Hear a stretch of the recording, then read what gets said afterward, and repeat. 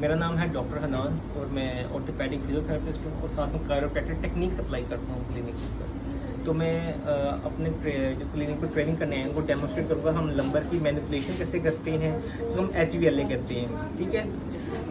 इसमें पेशेंट को जब हमारे बोन्स की लॉकिंग होती है हम तब करवाते हैं, उससे पेन भी हो रही होती है, इरिटेशन भी कॉज हो रही होती है। आप साइलेंट लेटेंगे, आप प्लीज साइलेंट लेट के जो लोअर लेग है उसको आप 30 डिग्री बेंड करवाते हैं।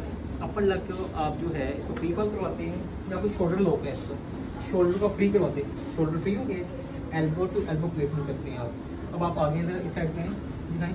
अब मेरे ये 2 बैरियर्स बनाता हूँ, इसको डाउनवर्ड इसको अपवर्ड, ठीक है। ये बैरियर होगा, ओके रिलैक्स, सुकून मिला आपको।